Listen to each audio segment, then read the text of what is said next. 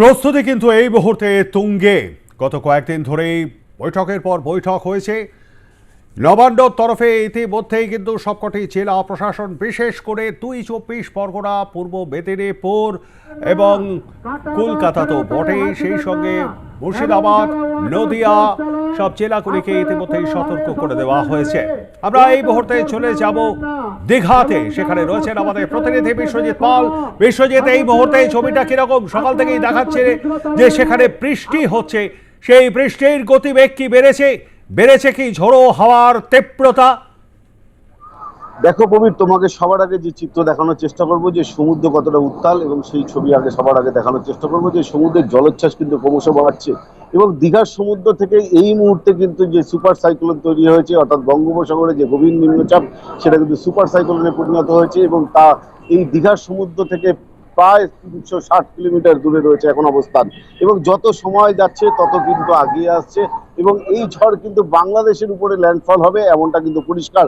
অর্থাৎ একদিকে হচ্ছে সাগর, একদিকে হচ্ছে বাংলাদেশ, এবং সেখানেই ল্যান্ডফল হওয়ার সম্ভাবনা। যা ক্ষয়ক্ষতি হবে কিন্তু, যেটা আমরা প্রাথমিকভাবে জানতে পারছি, বাংলাদেশ এবং সুন্দরবন উপকূলবর্তী এলাকায় বেশ কিছু ক্ষয়ক্ষতি হওয়ার সম্ভাবনা রয়েছে।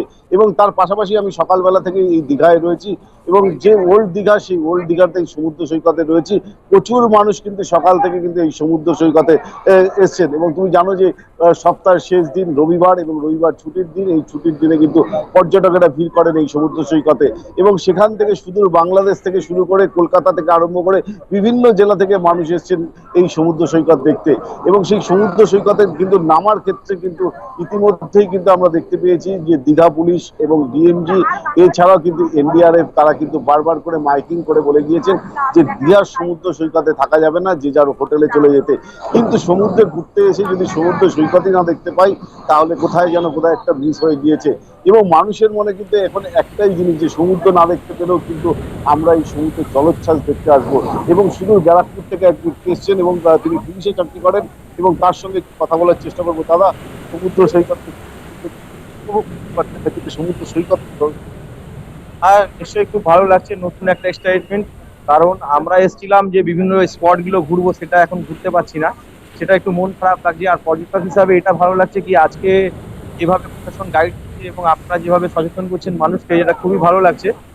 আর যেভাবে আমরা এসেছিলাম যে একটা নতুন কিছু দেখবো বলে বা স্পট ঘুরতে বলে, সেই জন্য যে দুঃখটা আছে বা সি বিচে নামতে পারছি না, কিন্তু এখানে একটা জিনিস দেখছি, যেভাবে জলোচ্ছ্বাস হচ্ছে সেটা আগে দেখিনি। এবং একটা জিনিস খুবই ভালো লাগে যে কিভাবে সতর্ক বার্তা চলছে, এবং কিভাবে প্রশাসনের তরফ থেকে বা আপনারা যে চ্যানেল আরকাস বাংলা যেভাবে আপনারা গুলোকে বলছেন, এটা একটা অভাবনীয়, খুব ভালো লাগছে।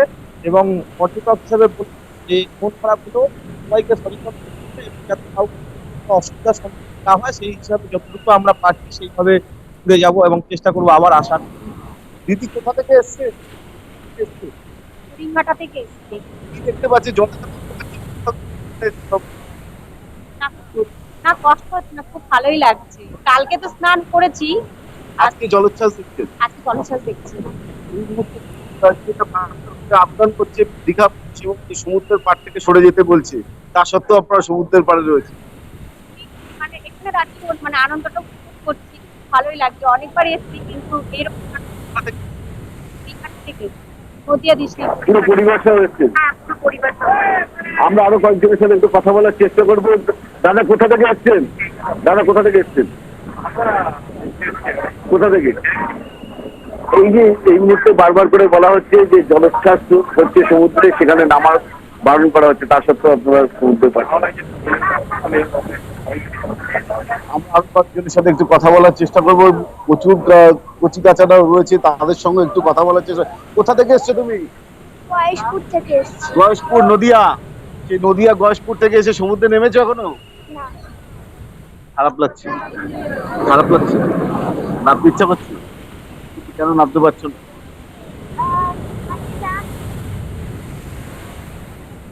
নামতে দিচ্ছে না? কারা নামছে?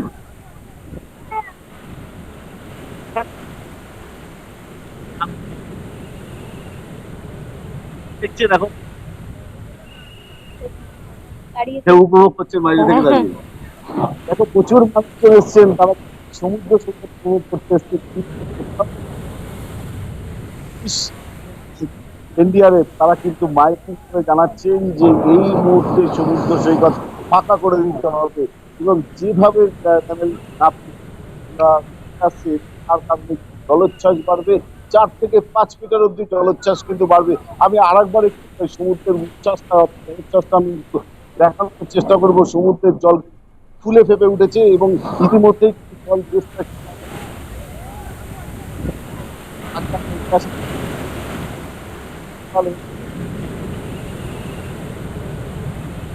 উঠে আসছে, অর্থাৎ ক্রমশ কিন্তু জলোচ্ছ্বাস বাড়ছে, তা কিন্তু একেবারেই পরিষ্কার।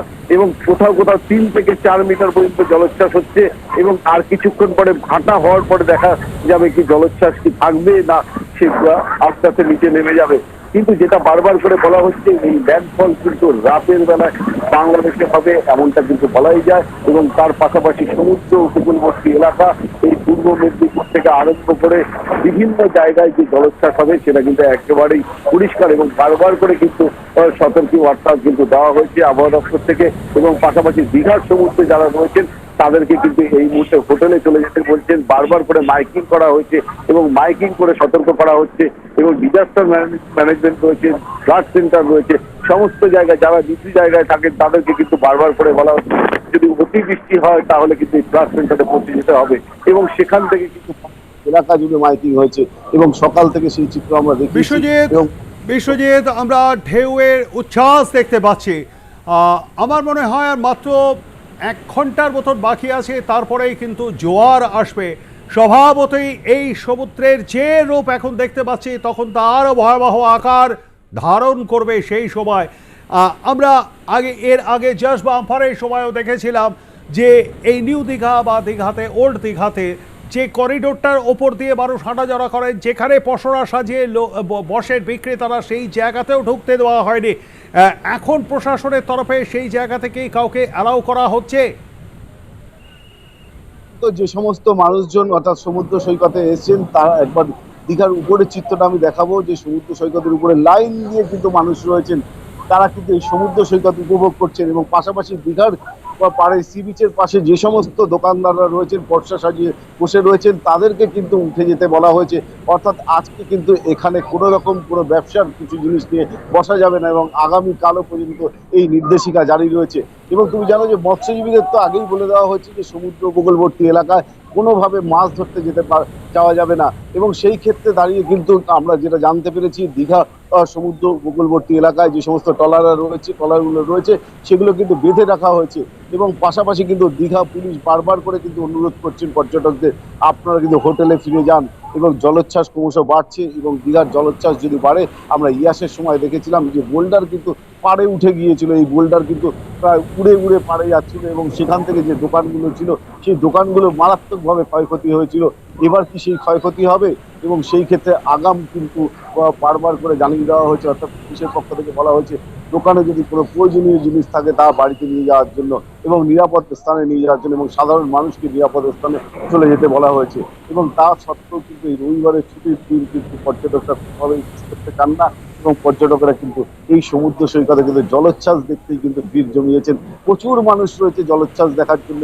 সেই জলোচ্ছ্বাস দেখার জন্য যে সমস্ত মানুষজন রয়েছে তাদের চিন্তা আরেকবার দেখানোর চেষ্টা করবো যে প্রচুর মানুষ ছাতা মাথায় দিয়ে অনেকে এই সমুদ্রের জলোচ্ছ্বাস দেখতে এসছেন এবং দূর দূরান্ত থেকে মানুষরা এসছেন। বিভিন্ন সময় কিন্তু আমরা দেখেছি বিভিন্ন ভিন রাজ্য থেকেও কিন্তু মানুষরা এই দীঘার সমুদ্র সৈকত উপভোগ করতে আসেন। আমরা বাংলাদেশের সাথে কথা বলেছিলাম, তারা কিন্তু তিনি যেটা জানাচ্ছিল যে কক্সবাজারের যে সমুদ্র সৈকত রয়েছে পৃথিবীর বৃহত্তম সমুদ্র সৈকত সেটা এবং সেখানে কিন্তু এইরকম ভাবে কিন্তু এত জলোচ্ছ্বাস হয় না। এখানে যে জলোচ্ছ্বাস দেখা যাচ্ছে তা কিন্তু তারা কল্পনার বাইরে এমনটা কিন্তু জানিয়েছেন এবং সেক্ষেত্রে দাঁড়িয়ে উপভোগ করছিলেন। সমুদ্রের জলে নামার তার কোনো অভিপ্রায় ছিল না এবং আপনি চাইছেন না কোথাও একটা আপনি তৈরি হয়েছে এবং তার পাশাপাশি যেভাবে পুলিশ এবং বারবার করে চলে যেতে তার সত্ত্বেও কিন্তু মানুষ এখনো ভিড় জমিয়েছে।